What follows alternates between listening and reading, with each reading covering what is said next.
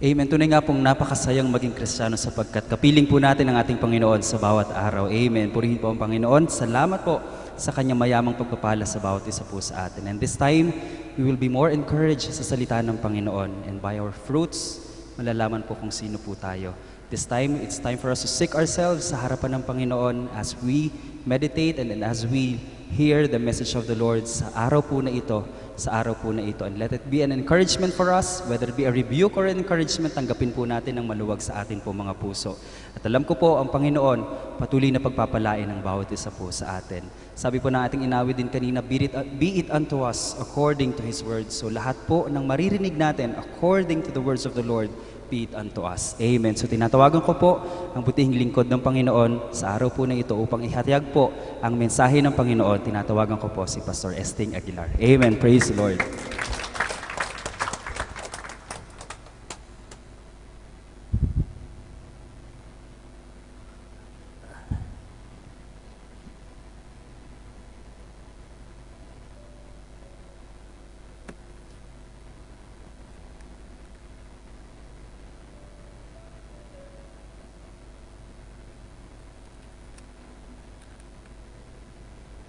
Amen. Praise the Lord. Magandang hapon po sa inyong lahat, mga magulang at mga kapatid.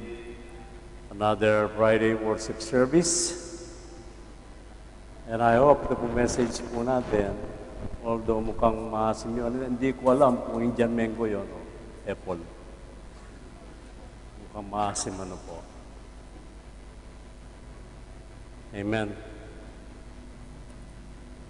So the title of this message, brothers and sisters, another message for during this end times, ano po, ito po ang tinatawag na uling mga araw.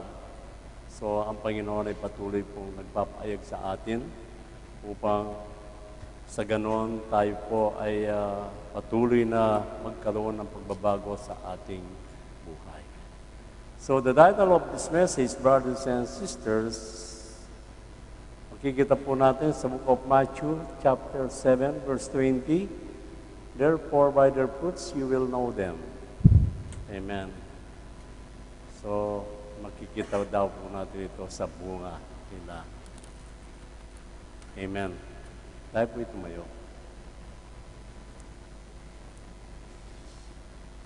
Putihin po natin ang Panginoon at pasalamatan.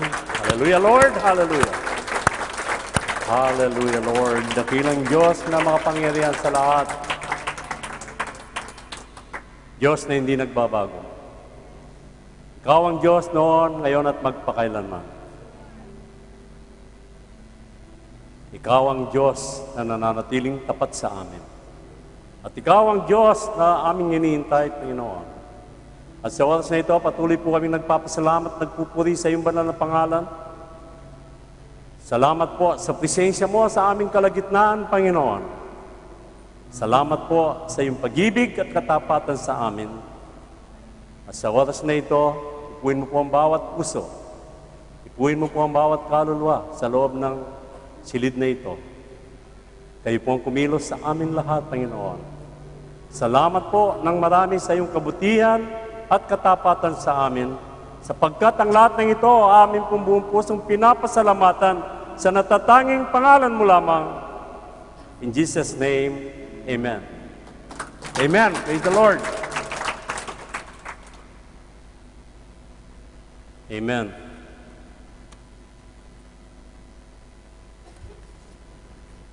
Ilan po sa inyo dito ang hindi nag-internet? Pakitaas po ang kamay.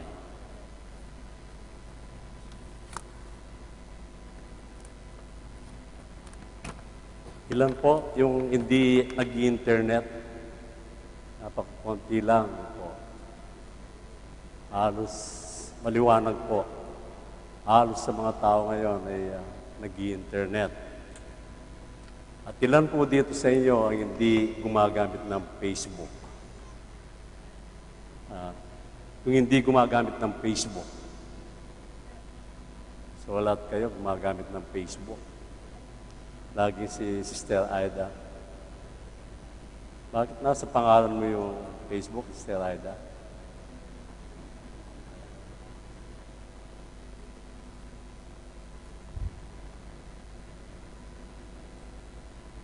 So, kasalukuyan po mga kapatid, ito po yung tinatawag nilang social networking, di po ba? Although ako hindi po ako sanay sa internet, ito po yung terms na dinidescribe kung paano po yung mga tao nagkakaroon ng koneksyon sa bawat isa sa magitan po ng internet. So ito po yung tinatawag na social networking site o yung Facebook, ano po. Marami po sa inyo ang alam ko na may access sa Facebook na ito, may account.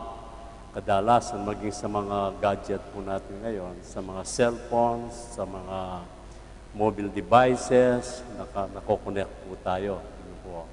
Before, sa kwarto ka lang, but ngayon, kahit nasa labas ka, you are able to connect to internet, yung mga Facebook na yan, may mga Twitter na yan, kung ano po. Ayon po sa mga expert, ang minimum average ng isang tao na gumagamit ng Facebook, siya po ay nagkakaroon ng 130 friends na nakalista sa kanyang account. Amen. Or more. But ang isang karamihan daw po, ang gumagamit ng Facebook o internet, mostly, kapag nagpe-Facebook yan, nakaupo yan, sometimes 2 hours. Totoo po ba yun? Ay yung mahilig mag-internet? Pag naupo ka daw, almost 1 hour and a half or 2 hours. Amen. So ano po ang ginagawa niya? Nakikipag-usap, nagpo-post ng mga pictures, kung ano-ano, hindi po ba? Yan ang mga tao na mahilig mag-Facebook. Ang sabi ng expert, sabi niya, essentially, Facebook is a place where people tell other people who they are. Totoo po ba yun?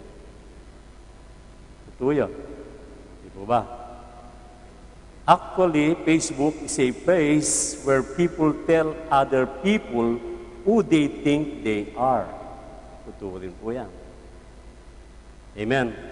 It is also a place where people tell others how they wish others thought they were. Totoo rin po yan.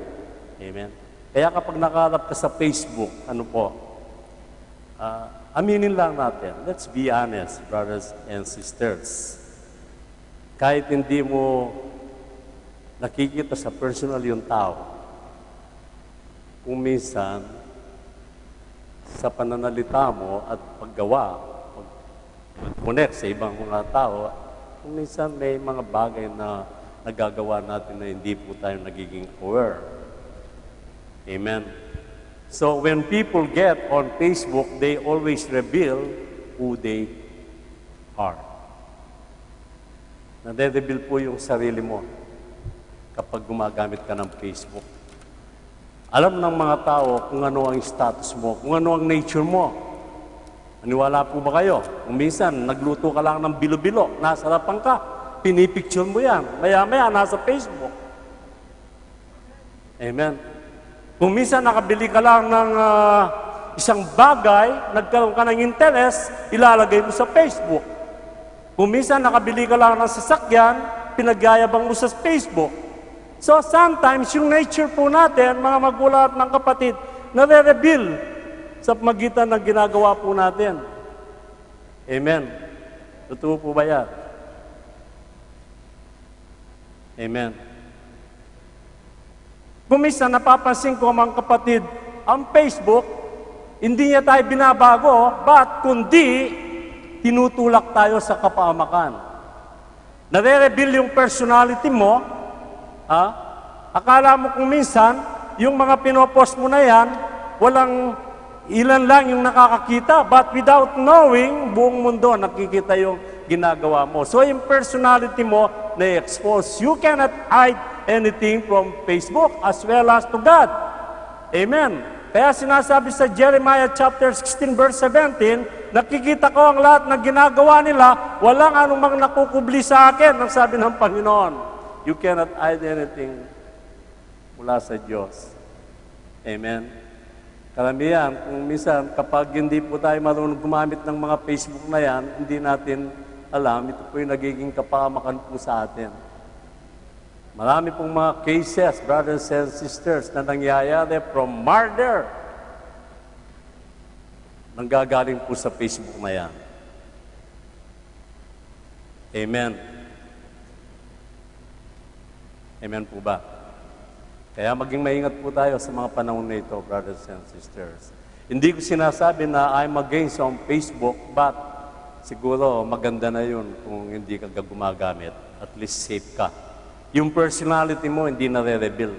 Sapagkat kapag nag-post ka, brothers and sisters, 100% nare-reveal yung personality mo. Kung anong klaseng pinopost mo sa Facebook. Nare-reveal po, totoo po yan. Amen. Kung ikaw ay mayabang, kung ikaw ay ganito-ganito, yung lahat ng sikreto mo, hindi mo alam, nalalaman ng mga tao. Amen. Kaya, brothers and sisters, I hope this message, itong message po natin na ito ay makapagbigay po ng pagbabago sa atin. And encouragement as well. Ngayon, kung natamaan po kayo, wala po akong intention na saktan ang damdamin ng mga iba, but what we are going to talk to today, this afternoon, is about the Word of God. Kasi kinakandili po tayo ng Diyos. Amen? Without holiness, you cannot see God. Tandaan po ninyo yan. Although nananambaan ka, brothers and sisters, it doesn't mean taligtas ka na. Although ikaw ay every Friday nasa church ka, it doesn't mean na ligtas ka na, pupunta ka na sa langit. No. Hindi po dyan ang sukatan. Ang sukatan ng Diyos ay pagbabago at pagsunod sa kanyang mga salita. Amen. So, ayan po ang katotohanan. Kaya mga magulang at mga kapatid, meron pong warning sa atin ng Panginoon. Amen. Na dapat po natin bigyan ng pansin. Hindi po biro-biro ito. Hindi po dapat pagtawanan ang salita ng Panginoon. But we must accept the truth and the truth will set us free. Kaya hanggat hindi po tayo marunong tumanggap sa katotohanan, kailanman tayo po ay biag ng kahirapan. Amen. So if you want to search the truth, brothers and sisters, kapag nagkaroon ka ng kalayaan sa sarili mo, doon ka lang nagkakaroon ng peace and joy sa buhay mo, brothers and sisters. So in the book of Matthew, chapter 7 verse 20, ito po yung text natin. Kaya't sa kanilang mga bunga ay mga kikilala ninyo sila. Amen. Hindi po sinasabi dito sa talatang ito o sa text na ito kung ito po ay para sa mga bulang propeta, but ito po ay paalala ng Panginoon sa ating lahat.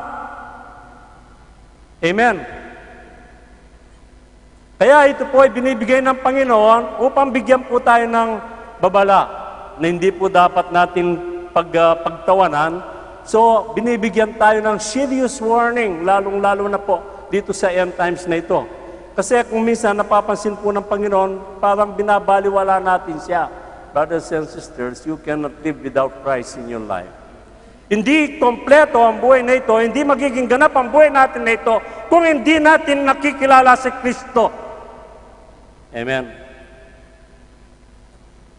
Kaya, ang sabi ng Panginoon, by their fruits, you will know them. Amen. Kaya mga magulang at mga kapatid, dito po sa Matthew 7:15, ang sabi po ng Panginoon, mga ingat kayo sa mga bulaang propeta na nagsisilapit sa inyo na may damit tupa, datapwat sa loob ay mga lobong maninila. Alam po ninyo, sa mga panahon na ito ay napakarami pong mga bulaang propeta na tinatawag. Amen. So, noong panahon po ng ating Panginoon, when He was ministering for 3 years sa mundong ito, brothers and sisters, noong siya po ay nakasama ng kanyang mga disciples, ang sinasabi niya ng mga bulaang propeta, ito po yung mga guro o nagpapayag ng salita ng Panginoon at hindi naman po nila sinasapamuhay ang salita ng Diyos. Amen. Kaya ang sabi ng Panginoon, dapat po maging maingat po tayo. Not to follow the false teachers, wag nating nasundin yung mga bulahang propeta na yan, yung mga guro na tagapagturo ng mga maling turo ng Biblia o yung tinatawag na incorrect doctrine. So sa Biblia po, mga magulang at mga kapatid, marami po tayong mababasa po patungkol sa mga bulang tagapagturo na yan. Meron po tayong tinatawag na false brothers. Yan po yung makikita natin sa 2 Corinthians chapter 11 verse 26. Meron din po tayong tinatawag na false apostles. Marami pong mga false, bulaang apostoles sa mga panahon na ito. 2 Corinthians chapter 11 verse 13. At meron po tayong mga false teacher, yung nangangaral na hindi naman nila pinamumuhay ang salita ng Panginoon. Yan po yung makikita natin sa 2 Peter chapter 2 verse 1. At meron din po tayong mga false speakers na tinatawag, mga sinungaling, mga magulang at mga kapatid. At meron din po tayong mga false witnesses na sinasabi in the book of Matthew chapter 24 verse 24. At meron din po tayong mga false witnesses, Matthew 26 verse 60, and false Christ, Matthew 24 verse 24. Amen. Tingnan mo ngayon, pinapangalan, sabi nila, kami lang ang tamang church. Kami yung mga iglesia ni Kristo, but they never believe in Christ. Hindi nila kinikilala si Kristo na siya ang Diyos. Sabi nila siya ay Diyos na maliit lamang. Amen. Kaya mga kapatid, ayon po sa nasusulat, tayo po'y maging maingat sa mga panahon na ito. Kaya hanggang ngayon, nagbibigay po ng babala sa atin si John. Amen. Amen.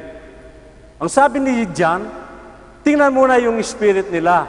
Ano pong nasusulat? In the first of John, 1 John chapter 4 verse 1, mga minamahal, ito po ay sa kanyang, ito po ay mga saints, ito po ay mga kapatiran.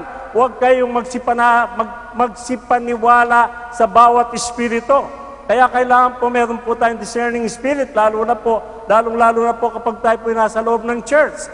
Kundi inyong subukin ang mga espiritu kung sila'y sa Diyos, sapagkat maraming nagsilitaw na mga bulaang propeta sa sanlibutan.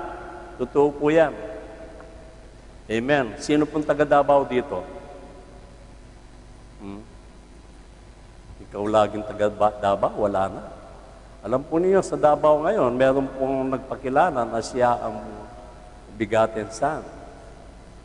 Nakakapangilabot, brothers and sisters. Amen. Di ko na po sasabihin ng ang pangalan. But kung taga Davao po kayo, makikita po ninyo yan. Pangatlo na sa nagpapanggap na sila si Jesus Christ. Yan po'y karumal-dumal sa Diyos, mga magulang at mga kapatid. Kaya maging maingat po tayo sa mga panahon na ito. I-test po natin ang spirit ng isang church bago po tayo pumasok. Amen. Sila po'y lumalapit sa inyo na damit tupa, brothers and sisters, but sa loob, sila po'y parang lobong maninila. Amen. Kaya ginagawa rin business ang ganitong mga gawain, mga magulang at mga kapatid. Kaya maging maingat po tayo sa pangalan po ng ating Panginoon. Kaya maging si Paul, brothers and sisters, meron din po siyang mga message sa mga taga-Ephesians during the New Testament time, sa mga elders. Nung siya po'y nagpaalam, ano pong sinabi ni Paul in the book of Acts chapter 20 from verses 29 to 30, aking talastas na paggalis ko ay magsisipasok sa inyo ang mga ganib na loob, na hindi magpapatawad sa kawan. Amen. Kagabi po, a few days ago, lagi kami nag-uusap si Pastora. Pagalis kaya natin dito sa church, ano kaya ang magiging kahinatnan ng church? Amen. So kami po, mga magulang at mga kapatid, up to September 28 na lang po kami dito. At kapon po ay pinagpirma na ako ng termination. At dahil po ang golfer, ayaw niya, hindi na siya nagbigay ng extension sa akin dahil at the age of 65, meron po silang patakalan dyan. At the age of 65, dapat mag-retire ka na. But ang Royal Flight po ay kinukuha ko, ita-transfer yung employment ko mismo royal flight, but problema po mga kapatid dahil sa kapansanan ko. Sabi ko, no, I prepared to go for retirement. Kaya kapag po, pinirman ko na lahat ang dapat pirmahan, ano po. So, nagpabook kami ni Pastora ng 28th of September at kami po ay uuwi na sa Mother Church.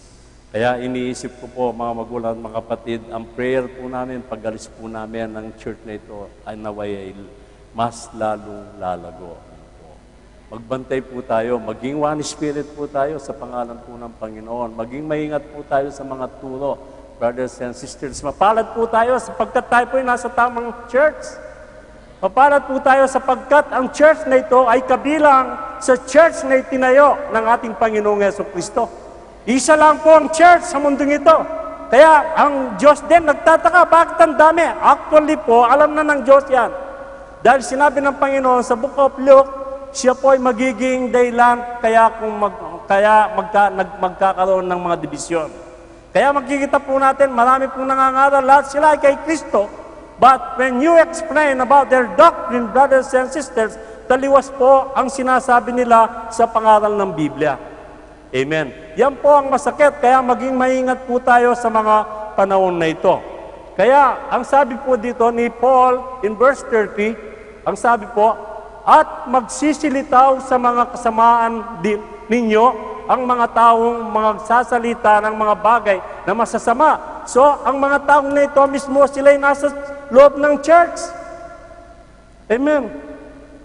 Ang mga tao na ito na magkikreate ng division, sila mismo ay nasa loob ng church, brothers and sisters. Kaya hanggang ngayon, ganito po ang payag ni Paul, ang babala ni Paul.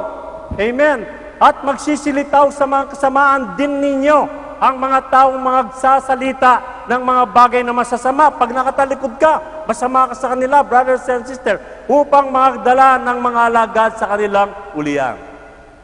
Amen. Totoo po yan. Ngayon, pumipili ng mga preachers, ang mga nag-attend ng church. Kapag hindi nila kursunado yung preacher, lalabas sila. Amen. Kaya kapag lagi silang natatamaan, anong ginagawa nila? Lumalabas po yan. Sapagkat mismo sa mga mananambahan, pumipili po sila ng mga tagapagsalita. Gusto nila, nakakarinig sila ng mga salita na maganda sa pandinig nila, mga magulang at mga kapatid.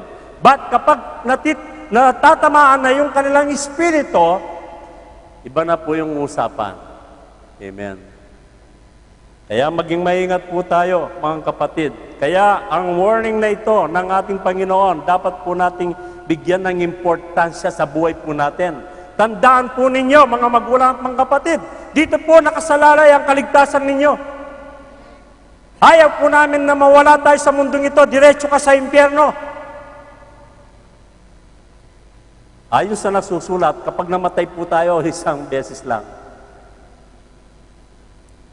Amen. Then after that, judgment. Amen. Kaya marami ka pong makikita mga false prophet, mga false teachers. Amen. Sa TV, mula sa umaga hanggang ating gabi, brothers and sisters, iba't ibang doktrina ang ating mga nakikita. Iba't ibang mga promosyon ang kanilang mga ginagawa.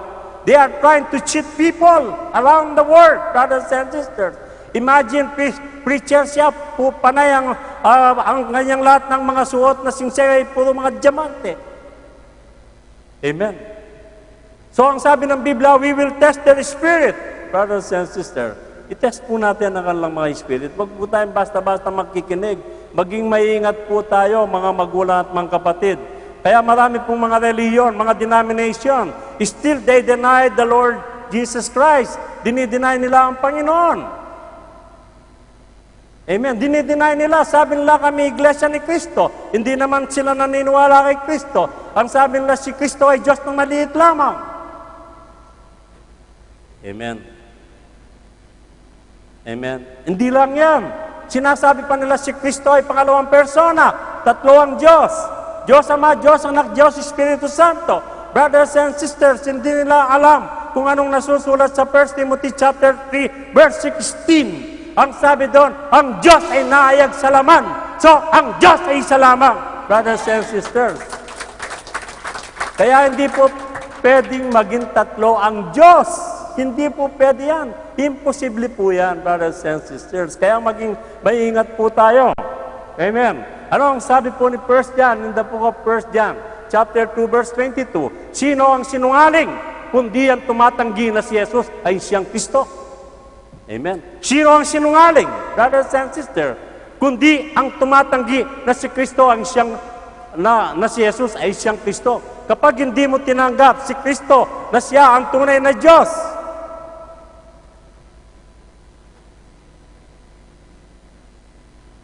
anong kalalabasan mo, brothers and sisters? Ito ang Antikristo. Ikaw ay nagiging Antichrist. Amen.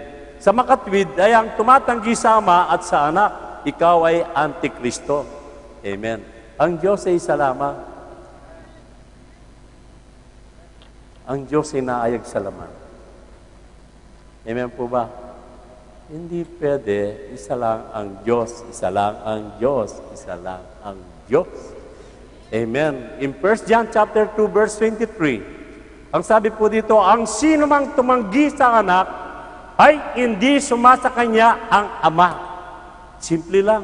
Biblia pong nagsasabi. Bakit tayo matanggap si Kristo ay Diyos? Bakit meron pang pangalawang persona? Wala namang sinasabi ang Biblia, brothers and sisters.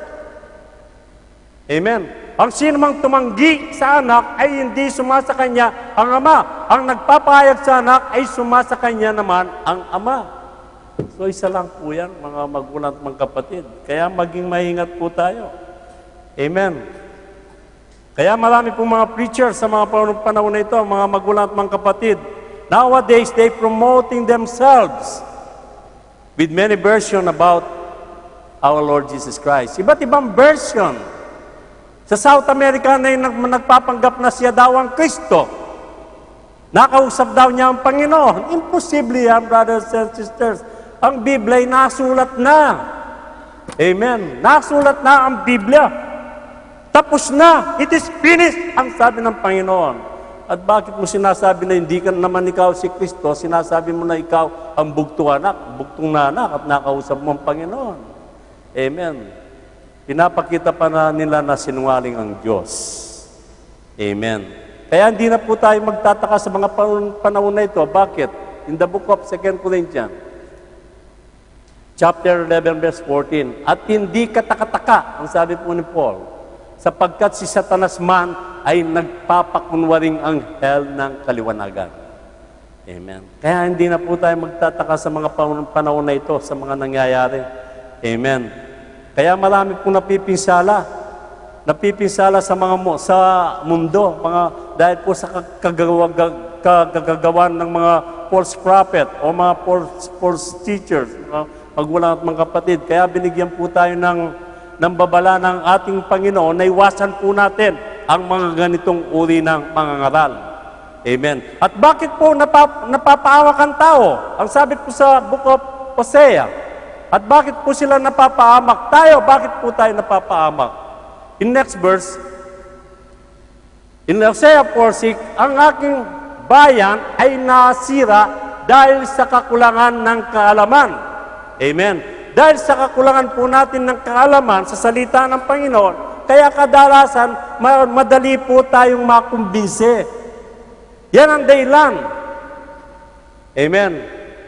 Wala tayong kaalaman sapagkat ikaw ay nagtakwil ng kaalaman. Akin namang itinatakwil ka upang ikaw ay huwag maging saserdote ko. Yamang iyong nilimot ang kautusan ng iyong Diyos. Akin namang kalilimutan ng iyong mga anak. Kaya tayo po, kung tayo po ay may kaalaman sa salita ng Panginoon, brothers and sisters, hindi po tayo madadaya ng mga bulang propeta na yan. So, paano po natin malalaman kung ang isang propeta ay bulaan? Kung ang isang teacher o kung ang isang iglesia ay wala sa tamang turo. Mismo ang Biblia po ang nagbigay ng babala po sa atin. Amen. In the book of Matthew, chapter 7, verse 16, sa kanilang mga bunga ay inyong mga kikilala sila. Sa kanilang mga bunga, nakapuputi baga ng mga ubas sa mga tinikan o ng mga igos sa mga dawagan? Mga magulang at mga kapatid, sa biglang tingin, hindi mo kaagad malalaman po yan. Maging sa tao, sa biglang tingin po natin. Kadalasan, makikita po natin sa panlabasan, maayos. Ano po? Maging sa mga prutas na yan, kung makikita mo sa labas, parang masarap. But kapag tinikman mo po yan, ay iba ang lasa. Kaya ang sabi ng Panginoon, you shall know them by their fruits. Malalaman mo sila sa magitan ng kanilang bunga. Amen. So it means to say, ang fruits na ito, mga magulang at mga kapatid, it symbolize, it represent what? Ito po ay rinirepresent po kung anong klaseng tao tayo. Amen. Amen. Kaya kung wala po ang bunga ng Espiritu sa buhay mo, brothers and sisters, madidiscern na po natin kung anong klaseng Kristiyano ang isang Kristiyano. You cannot deny. Imposible naman ang mangga ay mamumunga ng santol.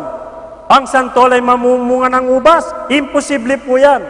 Kaya kung anong nilalaman ng puso, yan po ang lumalabas sa ating bibig. Amen po ba? Kaya may bunga. Tayong mga Kristiyano, may bunga lagi, mga magulang at mga kapatid. Hindi nangangahulugan kapag ikaw ay nabaptismo na sa pangalan ng Panginoon, ikaw ay ligtas na kahit hindi ka na magaten. Free ka na, hindi po. Meron pong tinatawag na bagong kapanganakan yan o new birth. Amen. Kaya ang sabi ng Panginoon kay Nicodemus, unless a man be born again, he cannot see the kingdom of God. So dapat ma-born again ka, maipanganak ka na maguli. So, dapat dadanas po tayo sa tinatawag na new birth. Then later on, sa proseso na yan, we are being changed. Yung old nature po natin, kung dati sinungaling ka, mapagmura ka, brothers and sisters, mawawala po yan. Kaya nagkakaroon po ng bunga ang Espiritu na ginagalawan po natin. Ang Espiritu na nasa atin. Nagkakaroon ng bunga. Ano po ang mga bunga na yan, brothers and sisters? Next verse. In the book of Galatians chapter 5, verse 22. Datapwat ang bunga ng Espiritu ay ano? Pag-ibig. Pag-ibig. Diyan kadalasan tayo po'y bumabagsak. Kadalasan ayaw ko yung kapatid na yan. Ayaw ko nakikitang kapatid na yan. Brothers and sisters, kung may bunga sa'yo, ang Espiritu ng Diyos, nasaan ang pag-ibig sa'yo? Amen. Hindi ko konsunada yung taong yan. Brothers and sisters, it means to say, kapag namumutawi sa bibig mong mga bagay na yan, it means to say, wala ang bunga ng Espiritu Santo sa iyo. So it means to say, nandun pa yung old nature. Amen. Wala tayong pagpipigil sa sarili. Pag-ibig ay bunga. Anong bunga? Pag-ibig, katuwaan, kapayapaan. Wala kang peace. Dapat kapag nasa iyo ang Espiritu ng Panginoon, nararamdaman mo yung kapayapaan. Kahit kumakain ka ng ligo, araw-araw, payapa ka. Kasi wala kang binabayaran na Visa card, wala kang binabayaran na loan. Amen. Kahit 555 ang kinakain mo araw-araw, masaya ka. Amen. Amen po ba? Hindi ka na nagangad na kakain ng masarap na pagkain. Pagpapainuod, kagandahan loob, kabutihan, pagtatapat. Kadalasan ito wala sa atin. We cannot possess this. Why? Because we don't have the Spirit of God. Kaya ano po kapag namumunga tayo, laging maasim, mapait. Amen. Salamat sa Panginoon sapagkat binabago po niya tayo. Amen. Kaya hindi pwede natin makikita. Yan po ay makikita natin sa gawa. You shall know them by their fruits, ang sabi po ng Panginoon. Amen. Amen. Next verse, kamuan, pagpipigil, laban sa mga gayong bagay ay walang kautusan. How many? There are 9 fruits of the Spirit sa buhay po ng tao. Kaya kapag wala kang hindi ka pasensyoso, wala kang pagpipigil sa sarili, kung minsan puto-puto kutsintang lumalabas sa bibig mo, sinong maniniwala na ikaw ay born-again Christian? Sinong naniniwala na totoo ang iyong pinag-aaralan, brothers and sisters? Wala kang pagbabago. Tamad ka sa gawain ng Panginoon. Kapag ayaw mong magatin, ayaw ko. Kahit sino, walang makakapilit sa'yo. Yan ba ang binago ng Diyos? Amen. Simple lang, brothers and sisters. Alam po ninyo, kung hindi natin maririnig itong mga ganitong mga pangaral, paano tayo magbabago? Lahat tayo ay binabago ng Panginoon. Sabi nga ng anak ko kanina, we are going into perfection. Amen. Paano ka maging perfect? Hinahanap mo lang ang Panginoon every Friday lamang. But every day in your life, wala sa iyo ang Espiritu ng Diyos. Napipil mo lang every Friday, ay, Friday pala ngayon, mag-a-attend ako. But kinabukasan, wala ka na sa Dawn Watch. Sunday, wala ka na sa worship service. Monday, wala ka na sa prayer meeting. Tuesday, wala ka na sa billions. Then another Thursday, ay, Biyernes pala bukas, mag-attend ako. Brothers and sisters, maging aware po tayo. End times na po. Anytime! Anytime, mangyayari, brothers and sisters. Anong sinasabi ng Biblia pagdating ng Panginoon? Anong nakikita po natin? Mga wars, mga digmaan. Tingnan mo, mapalad po tayo, taga-Bahrain. Mapayapa pa po ang bansang ito. Why? Because of you. Dahil may mga one God believers sa bansang ito. Kaya ang Bahrain ay payapa until now. Until now, brothers and sisters, payapa tayo dito, mga magulang at mga kapatid. Nakapalibot po tayo ng digmaan sa Iraq, sa Iran, sa Saudi Arabia, ginugulo na. Syria, amen, Lebanon, Yemen. Unti-unti po, brothers and sisters. Pero tandaan po ninyo, maging Sodoma man ang bansang ito, but God will save this place because meron pong mga believers, mga real believers, mga one God believers. Totoo po yan, brothers and sisters. Kaya mapalad po tayo sapagkat nakilala natin ang Panginoon. Mapalad po tayo. Hindi tayo naging basta-basta born again. And I can tell you right now, tayo ang tunay na born again. Christian, wala nang iba, kundi yung mga one God believer na yan.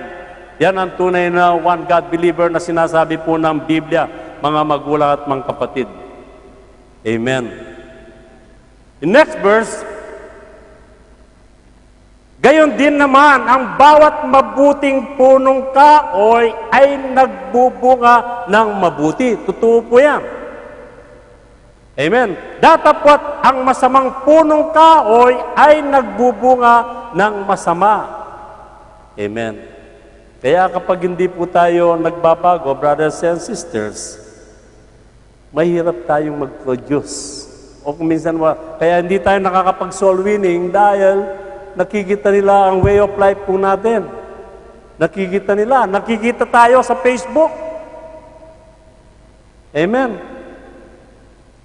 Nakikita kung anong uring tao tayo. In what way? Dahil sa mga pinopost po natin. Nagre-reflect ang nature po natin. Maniwala po kayo, totoo yan. Kung anong pinost mo, yon ang nature mo. Amen. Mabuti pa kung nag-post ka ng mga Word of God. At least through Facebook, nakakapag-evangelize ka. But kapag puro kayabangan na lang, walang maging pakinabang. Para kang isang alaman na maasim, ang bunga mo'y maasim din, mga magulang at mga kapatid. Walang pagbabago. Amen. Kailanman ang mabuting bunga, mabuting alaman, brothers o puno, hindi po mamumunga ng masama yan. Amen. Next verse. Hindi maaari na ang mabuting punong kahoy ay magbunga ng masama. Hindi po maaari yan. Never. Amen. At ang masamang punong kahoy ay magbunga ng mabuti. Imposible po yan. Amen.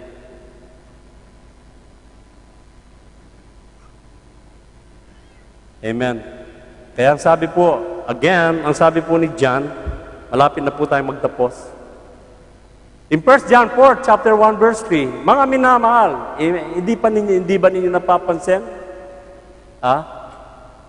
Puro mga saints, puro kapatiran ang ina-address po ni John sapagkat mahal niya.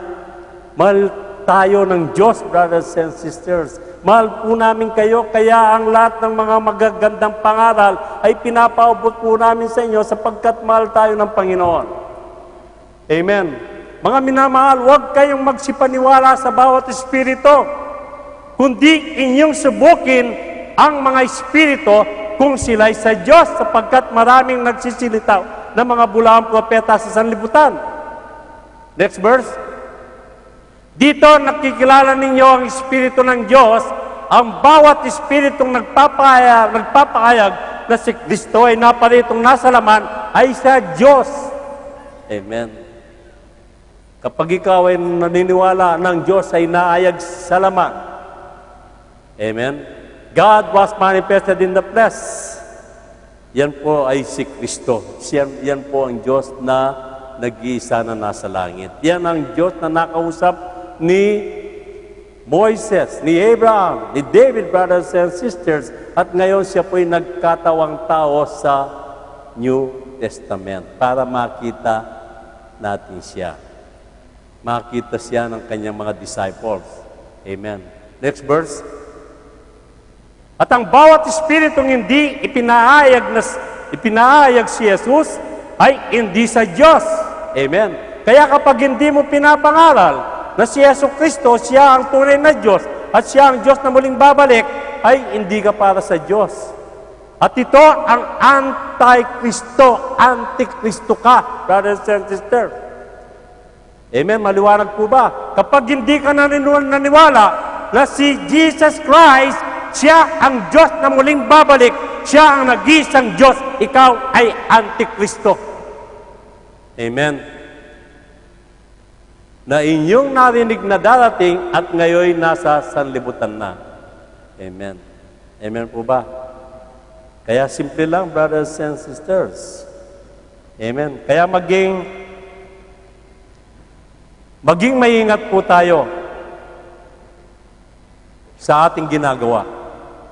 Ang mabubuting gawa, hindi po iyan ang process upang tayo makapunta sa langit. But the works we are doing, brothers and sisters, is the result of our relationship to the one true God. We have the knowledge and understanding with God. Alam natin kung paano naging Diyos si Jesus Christ. At dyan po nagiging matatag ang pundasyon po natin, ang relationship po natin. Mga tao, anong naririnig mo sa kanila? Anong naririnig mo sa tao? Ay, kahit hindi ako magsimba, hindi naman ako namemerisyo ng mga tao. Tahimik naman ako. Alam, kilala ko naman ang Diyos. Yes, kilala mo ang Diyos, but ang Diyos hindi ka kilala. Amen. Huwag mo sabihin na, brothers and sisters, na kilala mo ng Diyos kahit hindi ka magsimba, okay lang, hindi po. Mali po yan. It means to say, mapagmalaki ka, meron ka pang pride sa buhay mo, brothers and sisters. Kung minsan sinasabi natin na hindi ko na kailangan ng Diyos. May pera na ako. No. Amen. Tandaan po ninyo, kaya po nagiging matagumpay tayo.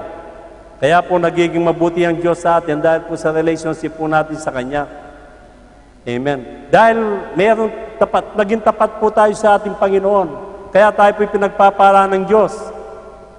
And the reason, kaya po tayo nagbabago sapagkat yung relation po natin sa Panginoon. And that is the reason, that's why we are nagiging maayos po ang pamumuhay po natin. Amen. Kaya kung minsan, yung ginagawa po natin, nagiging selfless. And it reflect a servant attitude na tinatawag. Amen. Kahit tayo po'y pagod, kahit gaano mo kabundok na problema ang dumarating sa atin, hindi po natin pinapansin yan. Why? Sapagkat we have a relationship with God. Kilala natin ang Diyos na sinasamba po natin. Ayaw natin mag-glorify ang ating sarili. Lahat ng ginagawa natin for the glorification of God. For God, sa Kanya lang ang glory, brothers and sisters. Hindi natin pwedeng angkinin ang glory ng Panginoon. Amen. Kaya anong sabi ni Paul in the book of Colossians chapter 1 verse 10, upang kayo'y magsilakad ng nararapat sa Panginoon. Upang tayo po'y magsilakad na karapat-dapat sa Panginoon sa buong kalulugod niya at magsipamunga sa bawat gawang mabuti. Amen. Kaya, kung minsan sinasabi natin, mabuti naman ang ginagawa ko, bakit hindi ako namumunga? Yung ginagawa mong kabutihan ay gawa-gawa lamang at hindi totoo. Amen. At magsipamunga sa bawat gawang mabuti at magsilago sa kaalaman ng Diyos. Kaya kapag tayo po tunay ang ginagawa po natin, kabutihan, talagang hindi mapagpapaimbabaw. Hindi tayo namimili ng kaibigan. Hindi tayo namimili ng kapatiran, brothers and sisters. Kahit sino, sinasamahan po natin. Hindi tayo nakikipag-compromise. Tandaan mo, kapag ganun ka, kilala mo ang Diyos. Kapag ikaw ay namimiling kaibigan, namimiling barkada, brothers and sisters, minsan hindi pagkilala ang Diyos. Totoo po yan. Ang totoong sinasabi ko. Sapagkat ang Diyos ay hindi nagtatangi. Kung ikaw ay Christ-like, dapat ipamunga natin ang salita ng Panginoon. Hindi tayo nagiging Christ-like kapag tayo po mismo ay pumipili ng mga kilala natin. Amen. Amen. Ano po ang nag-uudyok mula sa ating mga puso, brothers and sisters? So, if the heart is good, the works will be good. Amen. Kapag mabuti ang puso natin, mabuti ang lahat ng ginagawa po natin. If the heart is bad, lahat ng ginagawa po natin ay pawang mga bad. So, ang technique dyan, the more we grow closer to God, the more we grow and closer to our Lord Jesus Christ, brothers and sisters, we become more and more like Jesus. Amen. Nagiging Christ-like po tayo. At hindi tayong nagja-judge, but kundi yung mga tao na nakakakita sa atin. Yan po ang nagja-judge. Makikita mo sa loob. Si brother nagbago na. Why? Kaya siya nagbago sapagkat yung relationship niya sa Panginoon. Kaya kapag ayaw mo mag-works ang Panginoon sa buhay mo, brothers and sisters, people will eventually makikita po sa panlabasan po natin. Kaya makikita natin ang bunga sa kanilang katauhan. Amen. At dapat ang puso na ito ay hindi pumapid ng mga kaplastikan. Ito, nakikita ninyo, ito plastic. Amen. Kahit diligyan ko ng diligyan ito, walang mangyayari, plastic pa rin. Walang pagbabago. Amen. Kaya sa anniversary, hindi na ninyo makikita ito. Puro mga live na flowers ang makikita po ninyo. Ito, brothers and sisters. Iniintay ko lang kung sinong mag-aalis nito hanggang ngayon. Wala. Siguro ako na lang, Panginoon. Amen. Ako na lang. Yung sa harapan, inalis ko na eh. Amen. Mga magulang at mga kapatid, sana po maging makatotohanan na po tayo. Amen. Alam po ninyo, napakasakit na iwanan ang isang lugar. Lalo-lalo na po sa situation ko. Half of my life I spent in this country. So, masasabi ko na second country po itong bahay na ito. Itong lugar na ito. Kuminsan iniisip ko, sabi ko nga kay Pastora, ano kaya ang mararamdaman natin? Sa laki-laki ng bahay na yan, tayo lang dalawa at namimiss ko yung lugar dito. Doon, araw-araw dito, nakikita natin ang mga kapatiran, daily. Ano kaya kapag umuwi na tayo? Ano kaya magiging damdamin? Ano po? Napakahirap. Napakahirap, brothers and sisters. Napakahirap po. Amen. Kung minsan, marami akong naiisip. Sa pangangaral ko dito, marami po akong mga naka-record na ang isang iniintay ko dito, sabihin ko na po sa inyo, anyway, ilang days na lang ako. Sa taon na aking pangangaral dito, siguro isa pa lang nagbigay ng tubig sa akin. Nagabot ng tubig dito. Sinulat ko yan sa one time, nakita ko kung sino. But hindi ko pwedeng isabihin ang pangalan. Kaya bago ako alis, pasalamatan ko lang siya. Amen. So, although ganun po nangyayari, it doesn't matter. Ang problema, brothers and sisters, ay nakakapangaral po tayo. Ang problema, ang importante ay nakapagbibigay po tayo ng lugod sa Diyos at hindi sa tao. Amen. Kaya napakasarap, brothers and sisters, kapag naglilingkod po tayo sa tunay na Diyos. Amen. Kaya sana po, mga magulang at mga kapatid, panatiliin po natin ang Espiritu ng Diyos sa ating buhay. Amen. Kaya ang sabi po dito ni John chapter 15, verse 4 and 5, kayo'y manatili sa akin. Ito po yung panawagan ng Panginoon, kayo'y manatili sa akin at ako'y sa inyo, gaya ng sanga na di makapagbunga sa kanyang sarili, maliban na nakakabit sa puno. Gayon din naman kayo, maliban na kayo'y manatili sa akin. Kaya napakasarap kapag lagi po tayong nakakonek sa Panginoon. Amen. Napakasarap pong mamuhay kapag nasa iyo ay si Kristo. Amen. Next verse. Ako ang puno ng ubas, ang sabi ng Panginoon. Kayo ang mga sanga.